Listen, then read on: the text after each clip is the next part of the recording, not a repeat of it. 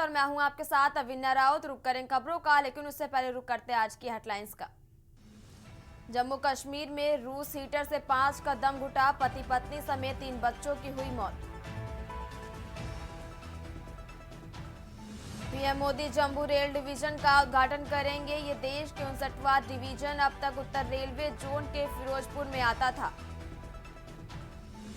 केंद्रीय रक्षा मंत्री राजनाथ सिंह का आगरा दौरा, कल यूपी माध्यमिक शिक्षा संघ के 97वें सम्मेलन में होंगे शामिल। किसान आंदोलन पर आज सुप्रीम कोर्ट में सुनवाई, शंभू बॉर्डर खोलने, डल्लेवाल को अस्पताल भर्ती कराने की 2 याचिका, पंजाब सरकार कंप्लायंस रिपोर्ट देगी। बीपीएससी कैंडिडेट्स प्रदर्शन अनशन कर रहे प्रशांत किशोर हिरासत में, तड़के 4 बजे पुलिस ने जबरन उठाया, गांधी मैदान पर भूख हड़ताल पर बैठे थे। हरियाणा के 5 शहरों में बारिश, 11 जिलों में धुंध का येलो अलर्ट, हिसार, जिंद और फरीदाबाद के दिन सबसे ठंडे। आप देख रहे हैं के न्यूज, खबरों का सारथी। रुक करते हैं खबरों का। दिल्ली में शीतलहर का प्रकोप लगातार जारी है। तापमान गिरने से हो रही है कड़ाके की ठंड और लगातार घने कोहरे से स्पीड पर ब्रेक लगाया। वहीं दिल्ली में कोहरे के कारण कई ट्रेनें और फ्लाइटें भी लेट। और एक बड़ी जानकारी आपको बताएं, जहां नई दिल्ली रेलवे स्टेशन पर देरी से ट्रेनें चल रही हैं और कई ट्रेनें लेट भी हैं। वहीं विजिबिलिटी कम होने के कारण उड़ानों को भी देरी हो रही है। और एक बड़ी जानकारी आपको बता रहे, जहां दिल्ली में शीतलहर का प्रकोप लगातार जारी है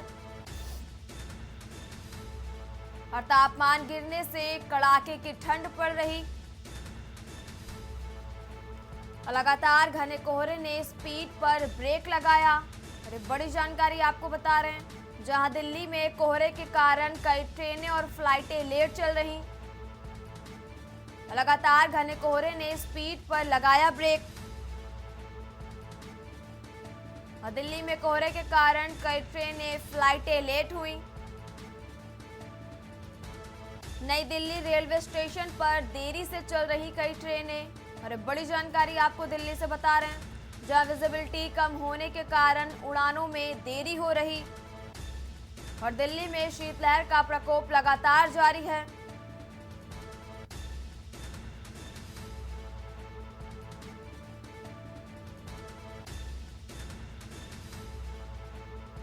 लगातार घने कोहरे ने स्पीड पर ब्रेक लगा दिया।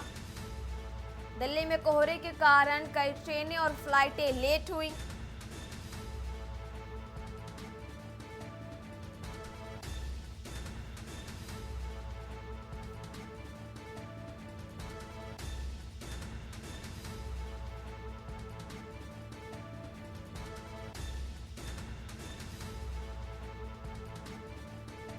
और विजिबिलिटी कम होने के कारण उड़ानों में भी देरी हो रही।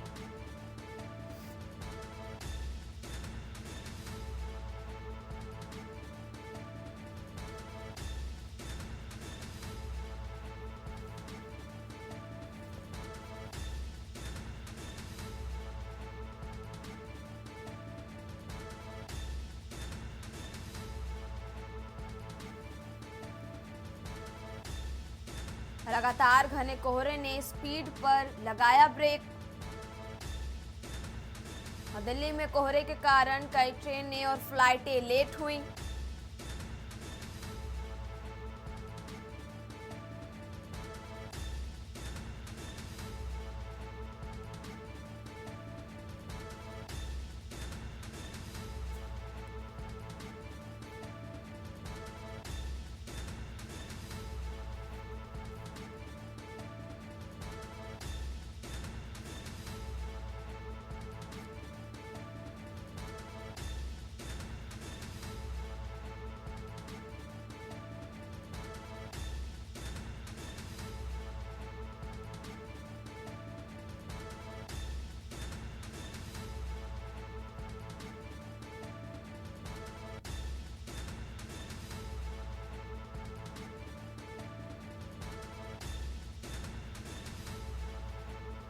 अहम जानकारी आपको बता रहे हैं, जहां कोहरे के चलते कई ट्रेनों भी लेट हुई।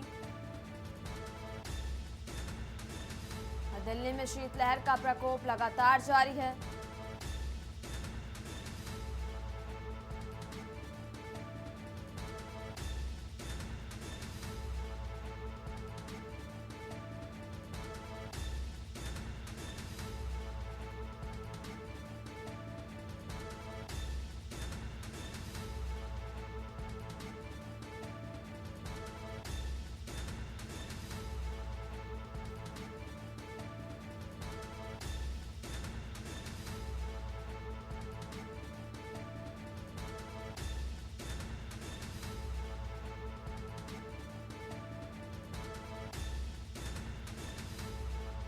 और इसी खबर पर ज्यादा जानकारी के लिए हमारे साथ विशेष संवाददाता अखिलेश सिंह जुड़ गए। अखिलेश जी, आपसे जानना चाहेंगे, शीतलहर का जो कहर है वो लगातार जारी है और उसमें तापमान गिरने से कड़ाके की ठंड भी पड़ रही है और ठंड की वजह से कई फ्लाइटें और ट्रेनें भी लेट हैं। क्या कुछ है पूरी जानकारी अखिलेश जी? दिल्ली एनसीआर में लगातार शीतलहर का प्रकोप जारी है और शीतलहर के साथ घना कोहरा भी लगातार सुबह से छाया रहता है जी। और दिल्ली में शीतलहर अपने होने के साथ भी कड़ाके की सर्दी भी चल रही है। इसलिए आने जाने वाली ट्रेनें लगातार लेट चल रही हैं और विजिबिलिटी कम होने की वजह से दिल्ली के अंतर्राष्ट्रीय हवाई अड्डे पर फ्लाइट और लैंडिंग में भी देरी हो रही है और विजिबिलिटी कम होने की वजह से विमानों में लगातार उड़ान देर से हो रही है। लगातार सर्दी से बचाने के लिए दिल्ली सरकार के तरफ से अलाव जताए जा रहे हैं, बसेरों का लोग सहारा ले रहे हैं, जिसकी दिल्ली सरकार की तरफ से व्यवस्था की गई है। लेकिन अभी मौसम विभाग की तरफ से कहा गया है कि ये 2-3 दिन तक लगातार इसी तरह से शीतलहर चलेगी, कड़ाके की सर्दी होती रहेगी और घना कोहरा दिल्ली एनसीआर में छाया रहता है। मौसम विभाग के अनुमान के अनुसार अभी 2-3 दिन में अगर बारिश की संभावना बन रही है, अगर बारिश की होती है तो मौसम साफ हो सकता है। फिलहाल अभी दिल्ली और एनसीआर के अंदर शीतलहर का प्रकोप जारी रहेगा। घना कोहरा छाए रहने की वजह से ट्रेनें और फ्लाइटें लगातार लेट चलती रहेंगी, जैसा कि मौसम विभाग का अनुमान है। चलिए अखिलेश जी, आपको बहुत बहुत शुक्रिया तमाम जानकारी साझा करने के लिए। और एक बड़ी जानकारी आपको बता रहे, जहां दिल्ली में शीतलहर का प्रकोप है वो लगातार जारी है और तापमान गिरने से कड़ाके की ठंड भी पड़ रही।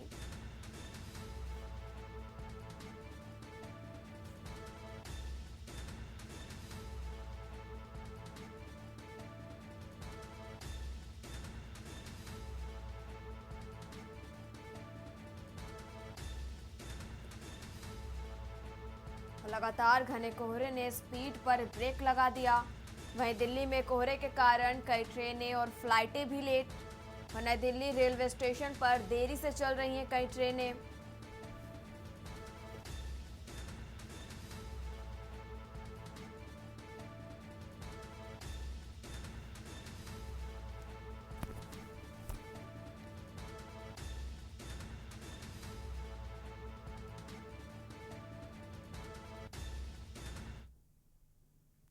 खबर हमीरपुर से है, जहां सर्दी के सितम के बीच शासन की मंशा के मुताबिक जरूरतमंदों को बचाव के संसाधन नहीं उपलब्ध हो पा रहे हैं। जिम्मेदारों की उदासीनता से जिला मुख्यालय स्थित प्रमुख चौराहों और तिराहों जलवाए जा रहे हैं। वहीं सरकारी अलाव ठंडे हो जाते हैं और इससे कड़ाके की ठंड से बचाव के लिए लोगों, खासकर रात के समय चौकीदारों करने वाले लोगों को आसपास कूड़ा बीनकर आग का सहारा लेने को मजबूर होना पड़ता है।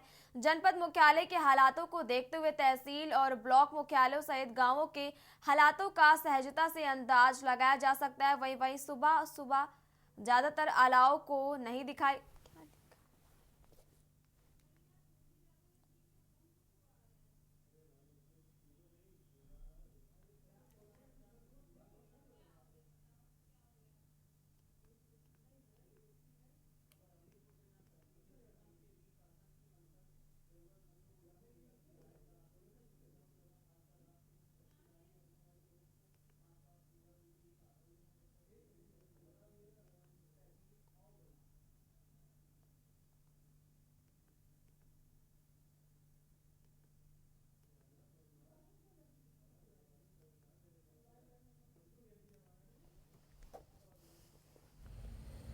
इलाकों में हो रही लगातार बर्फबारी का असर अब पूरे उत्तर भारत में देखने को मिल रहा है। कड़ाके की ठंड का असर भी देखने को मिलने लगा है। वहीं उत्तर प्रदेश शासन के जो आदेश हैं कि शहरों के मुख्य तिराहे और चौराहे पे अलाव आदि की व्यवस्थाएं की जाएंगी, वहीं इस समय हम हमीरपुर मुख्यालय के मुख्य तिराहे पे खड़े हुए हैं, जहां हम आपको साफ तौर पे तस्वीरें दिखा रहे हैं कि किस तरह जो चौकीदार हैं वो कूड़े का सहारा लेने को मजबूर हो चुके हैं। आग के नाम पर, लकड़ी के नाम पर सिर्फ कूड़े के ढेर को और चंद छोटी छोटी लकड़ियों के सहारे ही रात काटने को मजबूर हो चुके हैं।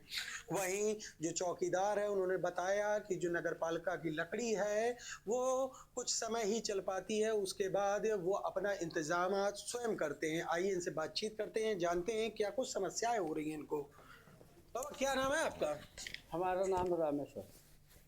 आप यहाँ ड्यूटी पर हैं, कितने से कितने समय तक रहते हैं? हम साहब 10:30 बजे आ जाते हैं और 5:30 बजे तक रहते हैं। नगर पालिका की तरफ से लकड़ी वगैरह मिल रही है? नगर पालिका की तरफ से लकड़ी उतनी मिलती है कि 10:30 बजे तक वो जल के खाक हो जाती है। किसी से शिकायत वगैरह करी हो आप लोग? अब साहब हम किससे शिकायत करें, हमारी सुनने वाला कौन है। तो आप लोग इतनी कड़ाके की सर्दी पड़ रही है, किस तरह रात व्यतीत करते हैं? तो साहब अपना इंतजाम करते हैं, कुछ स्वयं अपनी लकड़ी लाते हैं, कुछ जो हमारे जो अध्यक्ष हैं थोड़ा इंतजाम वो कर देते हैं। कौन अध्यक्ष है? धीरेन्द्र गुप्ता। तो नगर पालिका की तरफ से आपको कोई सहारा नहीं मिल रहा? सहारा बस वही मिलता है साहब, हम 10 बजे ड्यूटी आते हैं, 10:30 बजे वो लकड़ी खत्म हो जाती है, कोई सहारा नहीं हम लोगों को। तो ये थे हमीरपुर के चौकीदार जिन्होंने अपनी व्यथा बताई। आपको बता दें कि जो मुख्य चौराहे तिराहे हैं वहाँ से अलाव रात के 10 बजे से ही नदारद दिखाई पड़ने लगता है। वहीं जो जिला प्रशासन है वो तमाम तरीके के जो दावे हैं करता हुआ नजर आता है, लेकिन हकीकत में सारे दावे फेल होते नजर आ रहे हैं। सिद्धार्थ द्विवेदी के न्यूज़ इंडिया, हमीरपुर। लगभग कितने साल से चौकीदारी काम कर रहे हैं? 2 साल। आज यहाँ कूड़ा जलाकर आप आग ताप रहे हैं, क्या मामला? लकड़ी नहीं मिलती क्या सरकार? लकड़ी सरकारी मिलती नहीं है साहब। कितनी मिलती है? और मिलती है थोड़ी, तो वो नहीं बच पाती, उठा ले जाते हैं भाई लोग। कौन लकड़ी देता? अब यही नगर पालिका देती है, पुलिस का चेयरमैन। इस कोहरे की सर्दी में कैसे आप लोग क्या करते हैं? तो बस पेट्रोल पटाल के जलाते हैं, सब तापते हैं, फिर इधर भाजी, फिर उधर जाए, उधर तापा, फिर इधर तापा। कोई सुनवाई नहीं करता? अब कोई का सुनाएगा, तब कहते हैं डाल दिया गुरहीन एक उधर, तो नहीं डालते। चौराहे में थोड़ी डालते हैं, उठा ले जाते हैं वहाँ से। कितने बजे से कितने बजे तक ड्यूटी होती है रात में? हमारी होती है 10 बजे से 5 बजे तक। बिना आग के तबीयत भी खराब होती होगी सर्दी की? सर्दी लग जाए, अस्पताल में पहुँच जाए, ये देख रहे कोहरा अच्छा पड़ता है, वैसे क्या होता है।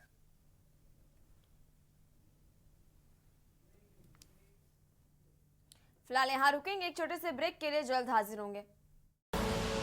आप देख रहे हैं के न्यूज़, खबरों का सारथी। अब ब्रेक के बाद रुक करते हैं राजधानी दिल्ली का, और बड़ी जानकारी इस बीच आपको राजधानी दिल्ली से बता रहे, जहां पीएम मोदी देश को देंगे कई बड़ी सौगातें। और एक बड़ी जानकारी आपको बता रहे हैं, जहां पीएम मोदी वीडियो कॉन्फ्रेंसिंग के जरिए उद्घाटन करेंगे। और पीएम 12:30 पर करेंगे उद्घाटन और शिलान्यास। और एक बड़ी जानकारी आपको दिल्ली से बता रहे हैं, कई रेलवे प्रोजेक्ट्स का करेंगे उद्घाटन और शिलान्यास। और एक बड़ी जानकारी आपको दिल्ली से बता रहे हैं, जहां PM Modi Jammu railway division का भी करेंगे उद्घाटन। वहीं जम्मू रेलवे डिवीजन के उद्घाटन से बेहतर होगी कनेक्टिविटी। और एक बड़ी जानकारी आपको बता रहे हैं, जहां जम्मू के आसपास के क्षेत्रों के विकास में भी मदद मिलेगी। चरलापल्ली न्यू टर्मिनल स्टेशन का भी उद्घाटन करेंगे। पीएम मोदी देश को देंगे कई बड़ी सौगातें। और अहम जानकारी आपको बता रहे हैं,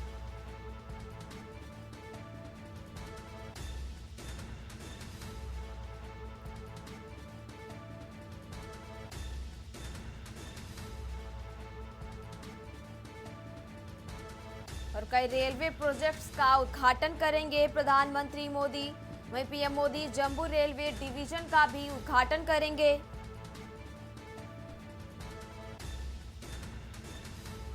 और एक बड़ी जानकारी आपको राजधानी दिल्ली से बता रहे हैं, जहां जम्मू के आसपास के क्षेत्रों के विकास में भी मदद मिलेगी। चरलापल्ली न्यू टर्मिनल स्टेशन का भी प्रधानमंत्री उद्घाटन करेंगे।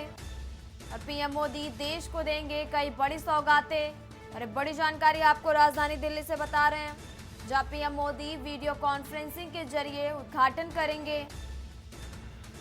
और पीएम 12:30 पर करेंगे उद्घाटन और शिलान्यास।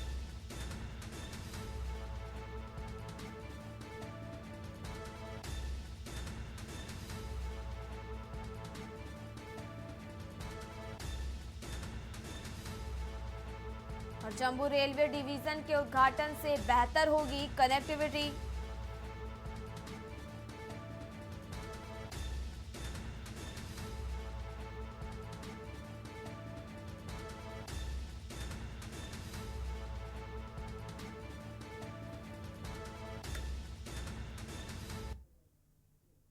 और अब बात कर रहे हैं राजधानी लखनऊ की, और इस बीच बड़ी जानकारी आपको लखनऊ से बता रहे हैं।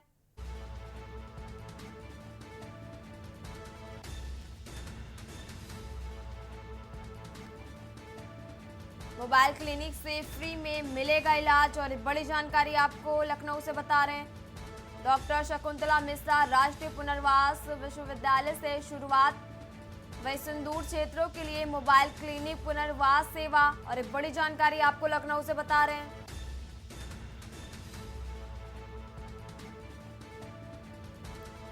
मोबाइल क्लिनिक से फ्री में मिलेगा इलाज, और एक बड़ी जानकारी आपको लखनऊ से बता रहे हैं। जहां डॉक्टर शकुंतला मिश्रा राष्ट्रीय पुनर्वास विश्वविद्यालय में शुरुआत होगी, वहीं सुदूर क्षेत्रों के लिए मोबाइल क्लिनिक पुनर्वास सेवा, अरे बड़ी जानकारी आपको लखनऊ से बता रहे हैं। जहां प्रदेश भर में शुरू होगा मोबाइल क्लिनिक से फ्री में मिलेगा इलाज, और बड़ी जानकारी आपको लखनऊ से बता रहे हैं।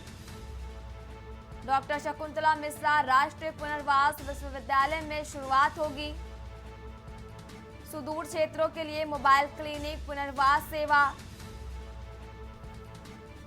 और प्रदेश भर में शुरू होगा मोबाइल क्लिनिक, और बड़ी जानकारी आपको राजधानी लखनऊ से बता रहे हैं।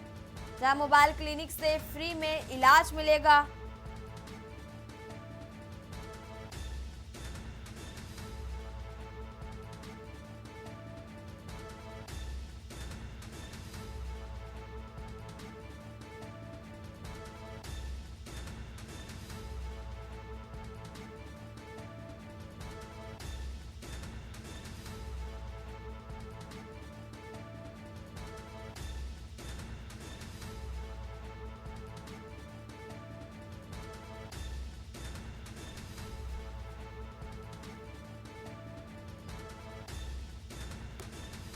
और प्रदेश भर में शुरू होगा मोबाइल क्लिनिक, और यह अहम जानकारी आपको बता रहे हैं लखनऊ से। जहां मोबाइल क्लिनिक से फ्री में इलाज मिलेगा। डॉक्टर शकुंतला मिश्रा राष्ट्रीय पुनर्वास विश्वविद्यालय से इसकी शुरुआत होगी, और सुदूर क्षेत्रों के लिए मोबाइल क्लिनिक पुनर्वास सेवा,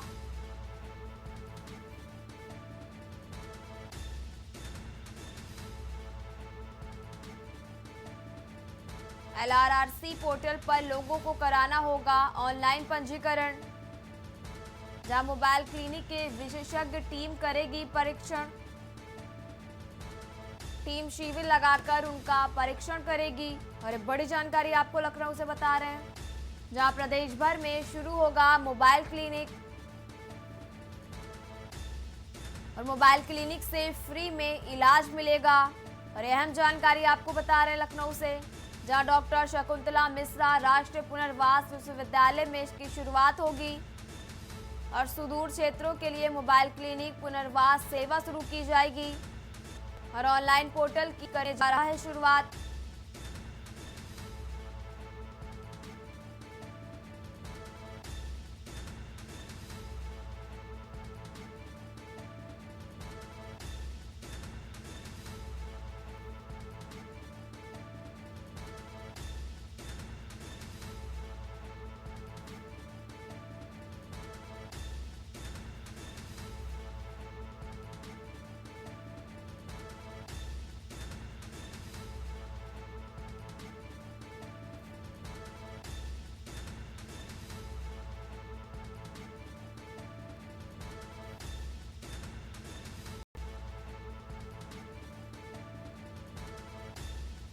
और ऑनलाइन पोर्टल की भी शुरुआत करने जा रहा है। LRRC पोर्टल पर लोगों को कराना होगा ऑनलाइन पंजीकरण, और मोबाइल क्लिनिक के विशेषज्ञ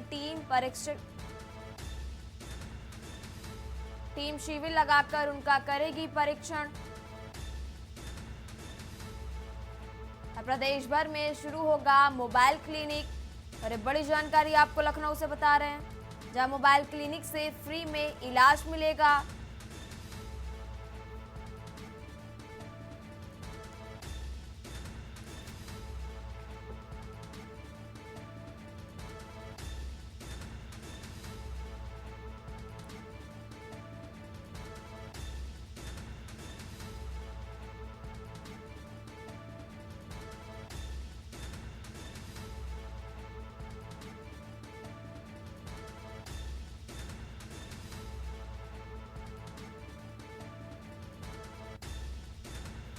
टीम शिविर लगाकर परीक्षण करेगी।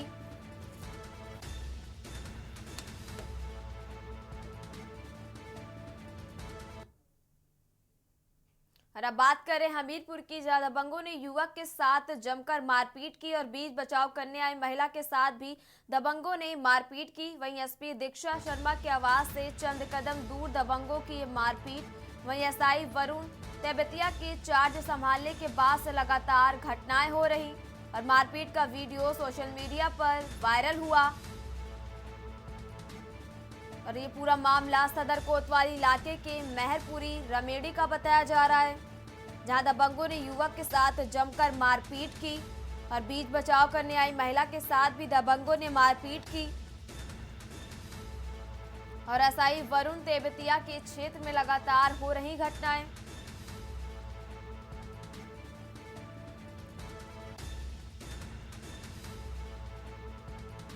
और दबंगों ने युवक के साथ जमकर मारपीट की।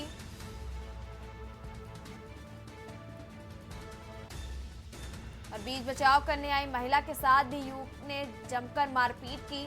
वहीं एसपी दीक्षा शर्मा के आवास से चंद कदम दूर दबंगों की ये मारपीट देखी गई। वहीं एसआई वरुण तेबतिया के क्षेत्र में लगातार ऐसी घटनाएं हो रही हैं।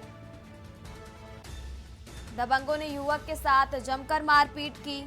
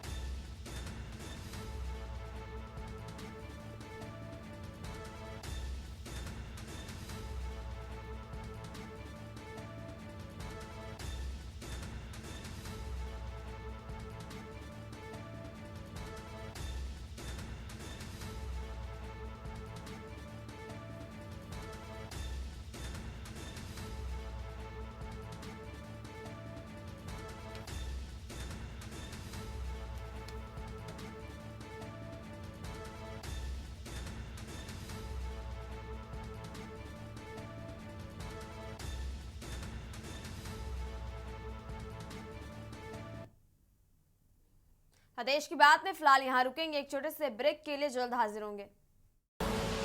आप देख रहे हैं के न्यूज, खबरों का सारथी। ब्रेक के बाद रुक करते हैं राजधानी लखनऊ का, जहां शत्रुघ्न राठौर की हत्या का मामला, वहीं हत्याकांड में शामिल। और इससे बीच लखनऊ से एक और बड़ी जानकारी आपको बता रहे हैं, जहां डीएवी इंटर कॉलेज में विशेष कार्यक्रम का आयोजन किया गया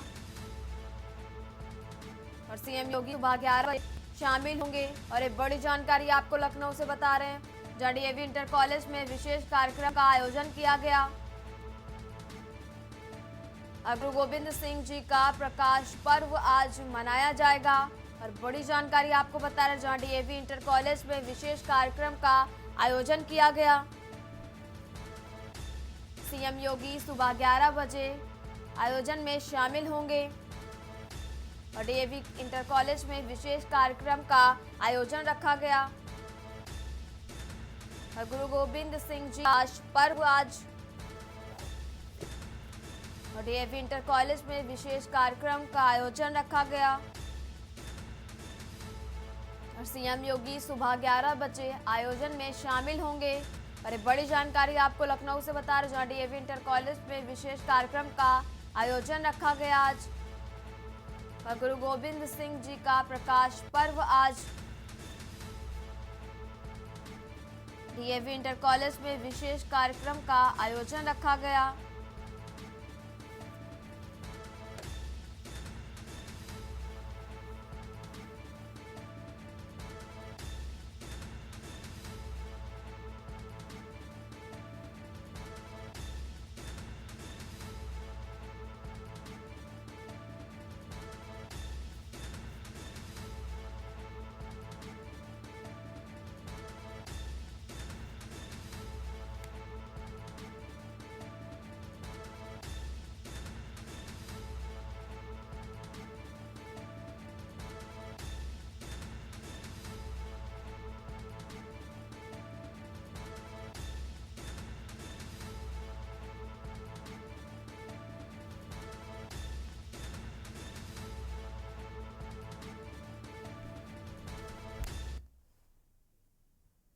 रुक करते हैं अगली खबर का। अगली खबर आपको राजधानी लखनऊ से बता रहे, उस बीच बड़ी जानकारी आपको लखनऊ से बता रहे, जहां मिल्कीपुर विधानसभा चुनाव, अयोध्या की मिल्कीपुर विधानसभा सीट पर उपचुनाव होगा।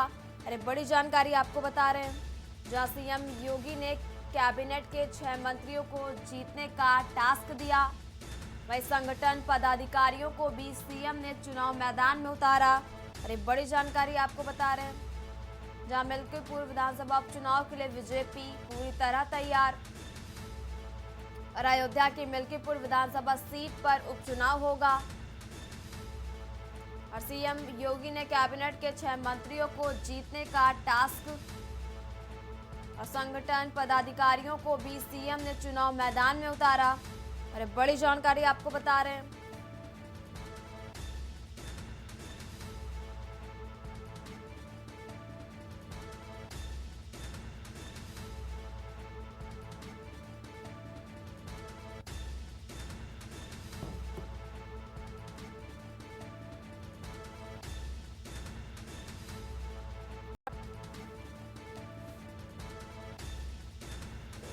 और इसी खबर पर ज्यादा जानकारी के लिए हमारे साथ संवाददाता अनिकेत तिवारी जुड़ गए। अनिकेत जी, आपसे जानना चाहेंगे, मिल्कीपुर विधानसभा उपचुनाव के लिए बीजेपी पूरी तरह तैयार बताई जा रही है, वहीं अयोध्या की मिल्कीपुर विधानसभा सीट पर उपचुनाव होगा, क्या कुछ है पूरी जानकारी? देखिए अवन्या, अगर बात की जाए फैजाबाद की मिल्कीपुर सीट की, तो साफ तौर पर ये सीट अभी समाजवादी पार्टी के पास में थी। अवधेश प्रसाद जो समाजवादी पार्टी से सांसद निर्वाचित हुए, उनके सांसद निर्वाचित होने के बाद में मिल्कीपुर जो सीट थी वो खाली हो गई थी। हालांकि उपचुनाव में मिल्कीपुर सीट का मामला कोर्ट में विचाराधीन था, इस वजह से कि उपचुनाव में मिल्कीपुर सीट पर चुनाव नहीं हो पाया था। लेकिन अगर बात की जाए अब उपचुनाव मिल्कीपुर सीट पर चुनाव की, तो निश्चित तौर पर भारतीय जनता पार्टी के लिए ये साथ की बात बन चुकी है। और यही एक बड़ा कारण है कि मुख्यमंत्री योगी आदित्यनाथ खुद 15 दिनों में 3 बार दौरे अयोध्या की मिल्कीपुर सीट पर करते हैं। इसके साथ ही ये दोनों अपने डिप्टी सीएम ब्रजेश पाठक को या फिर केशव प्रसाद मौर्य, इसके साथ ही जो अपने कैबिनेट के जो मंत्री हैं, जल शक्ति मंत्री अगर सुखदेव सिंह की बात करें या फिर महेंद्र सिंह की बात करें, तो ऐसे तमाम 6 मंत्रियों की जो ड्यूटी है वो उन्होंने मिल्कीपुर सीट पर लगाई है। साफ तौर पर कहीं ना कहीं बीजेपी के लिए मिल्कीपुर सीट जीतना बेहद महत्वपूर्ण और खास अहम माना जा रहा है। शायद यही कारण है कि अपने तमाम बड़े मंत्रियों की जिम्मेदारी खुद मुख्यमंत्री योगी आदित्यनाथ ने मिल्कीपुर सीट पर लगाई और खुद भी वो मिल्कीपुर सीट पर लगातार दौरा करते हुए नजर आ रहे हैं। अवन्या। अनिकेत जी, आपको बहुत बहुत शुक्रिया तमाम जानकारी साझा करने के लिए। और एक बड़ी जानकारी आपको बता रहे हैं, जहां सीएम योगी संगठन के मंत्रियों के साथ बैठक की, वहीं पार्टी पदाधिकारियों को लक्ष्य साधने के लिए प्रेरित किया।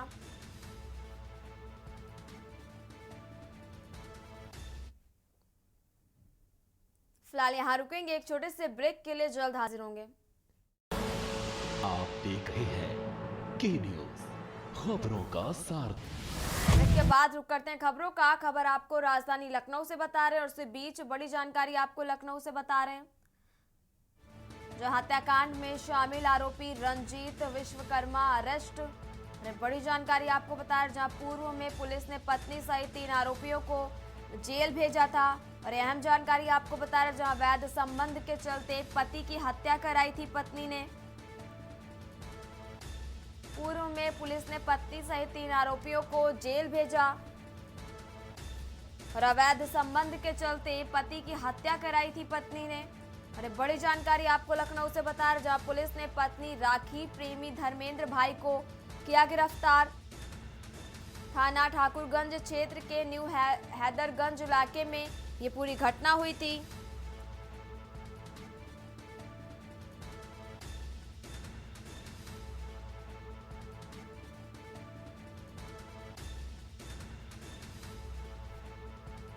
पूर्व में पुलिस ने पत्नी सहित 3 आरोपियों को जेल भेजा था।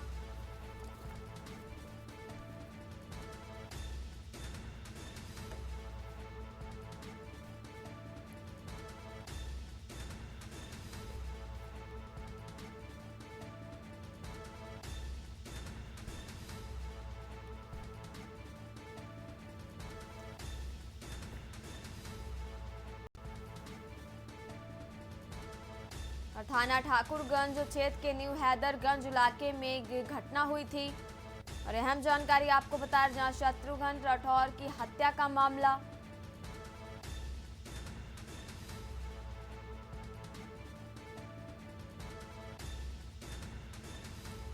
में पुलिस ने पत्नी सहित 3 आरोपियों को जेल भेजा था।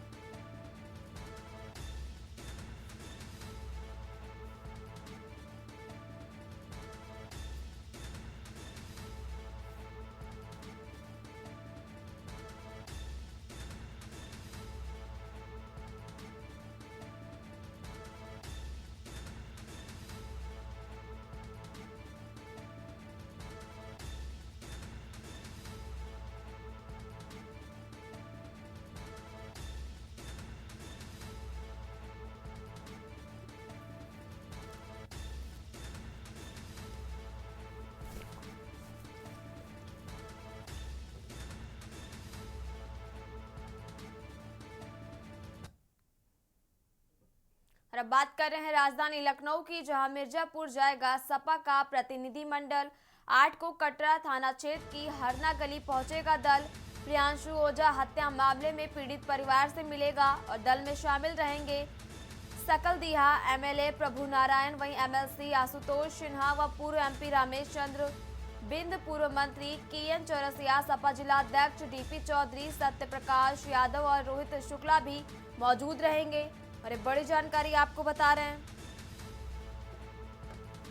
जहां एमएलसी आशुतोष सिन्हा व पूर्व एमपी रामेश चंद्र बिंद शामिल होंगे, वहीं पूर्व मंत्री केएल चौरसिया, सपा जिला अध्यक्ष डीपी चौधरी भी शामिल होंगे। सत्य प्रकाश यादव और रोहित शुक्ला भी मौजूद रहेंगे। और बड़ी जानकारी आपको लखनऊ से बता रहे, जहां मिर्जापुर जाएगा सपा का प्रतिनिधिमंडल और 8 को कटरा थाना क्षेत्र की हरना गली पहुंचेगा दल।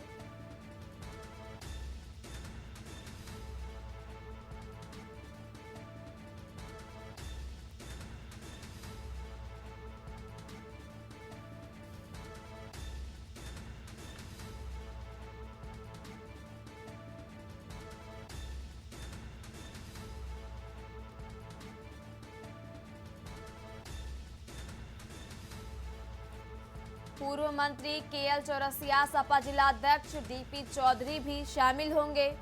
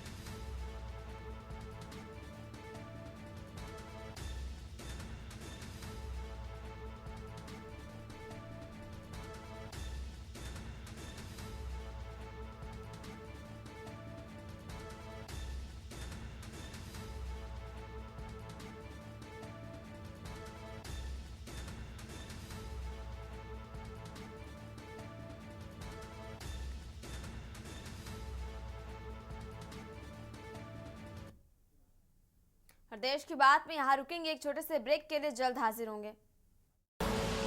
आप देख रहे हैं के न्यूज, खबरों का सारथी। और अब बात कर रहे हैं राजधानी लखनऊ की, जहां प्रयागराज से नक्सली गिरफ्तार। नक्सली गतिविधियों में संलिप्त एक युवक गिरफ्तार। एटीएस ने किया मनीष श्रीवास्तव को गिरफ्तार और जमानत पर छूटकर बाहर आया था नक्सली। वहीं एटीएस ने पूछताछ के बाद जेल भेजा। अरे बड़ी जानकारी आपको लखनऊ से बता रहे हैं,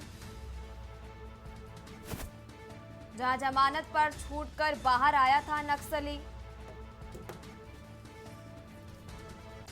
और नक्सल गतिविधियों में संलिप्त एक युवक को गिरफ्तार किया गया और एटीएस ने किया मनीष श्रीवास्तव को गिरफ्तार और जमानत पर छूटकर बाहर आया था नक्सली और एटीएस ने पूछताछ के बाद जेल भेजा।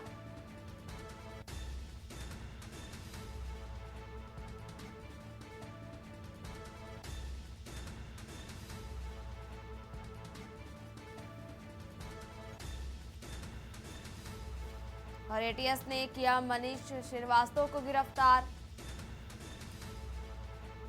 जमानत पर छूटकर बाहर आया था नक्सली।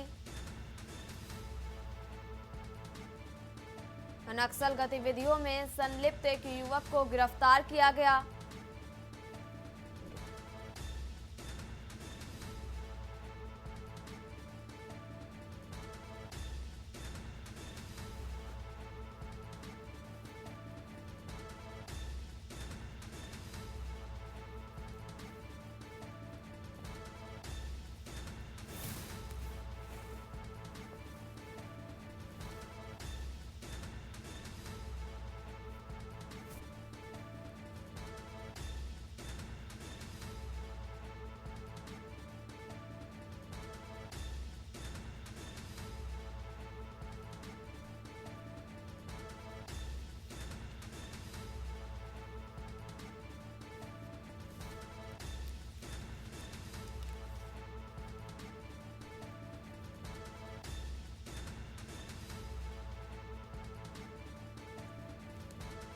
और जमानत पर छूटकर बाहर आया था नक्सली। एटीएस ने पूछताछ के बाद जेल भेजा। और अहम जानकारी आपको बता रहे हैं, जहां प्रयागराज से नक्सली गिरफ्तार। नक्सल गतिविधियों में संलिप्त एक युवक को गिरफ्तार किया गया।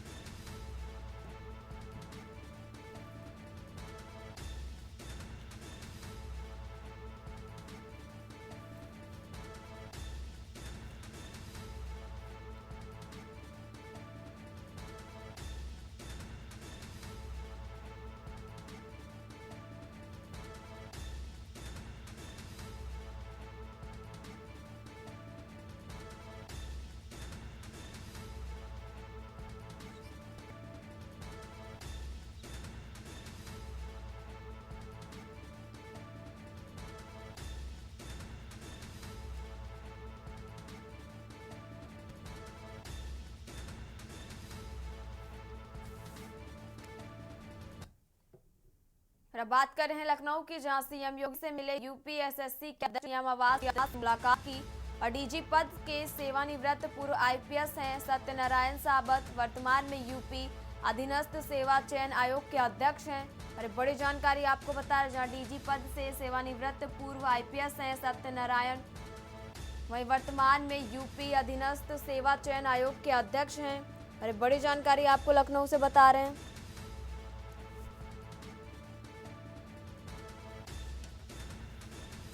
सीएम आवास पर योगी आदित्यनाथ से मुलाकात की। डीजी पद से सेवानिवृत्त पूर्व आईपीएस सत्यनारायण साबत, वर्तमान में यूपी अधीनस्थ सेवा चयन आयोग के अध्यक्ष हैं। और सीएम योगी से मिले यूपी ट्रिपल सी के अध्यक्ष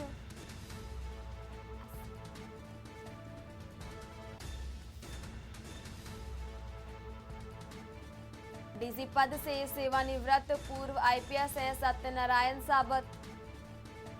वर्तमान में यूपी अधीनस्थ सेवा चयन आयोग के अध्यक्ष हैं। और बड़ी जानकारी आपको बता रहे हैं, जहां सीएम योगी से मिले यूपी SSSC के अध्यक्ष।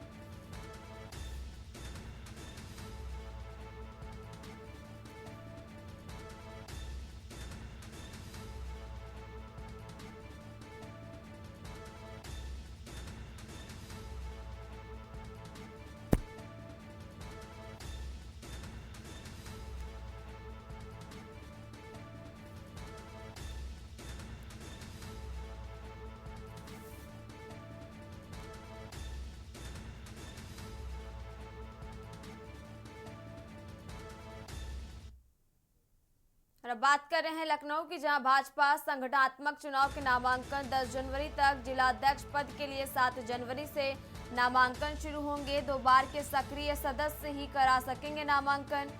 दावेदार को पार्टी की वैचारिक पृष्ठभूमि से जुड़ा होना होगा। 60 वर्ष से अधिक नहीं होनी चाहिए दावेदारी की उम्र। और एक बड़ी जानकारी आपको लखनऊ से बता रहे हैं।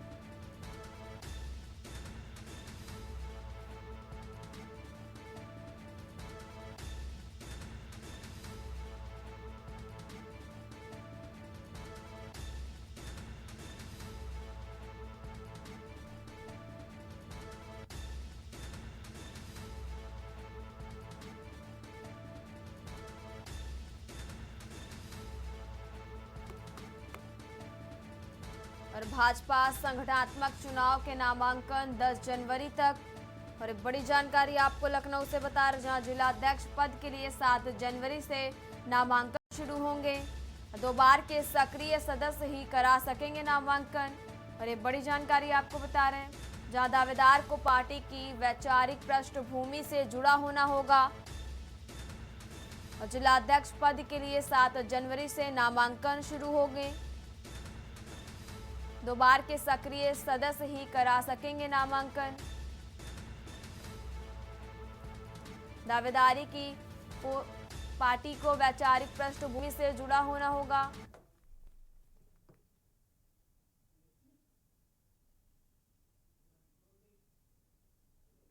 और देश की बात में मेरे साथ फिलहाल इतना ही। आप देखते रहिए के न्यूज इंडिया। नमस्कार। आप देख रहे हैं के न्यूज, खबरों का सारथी।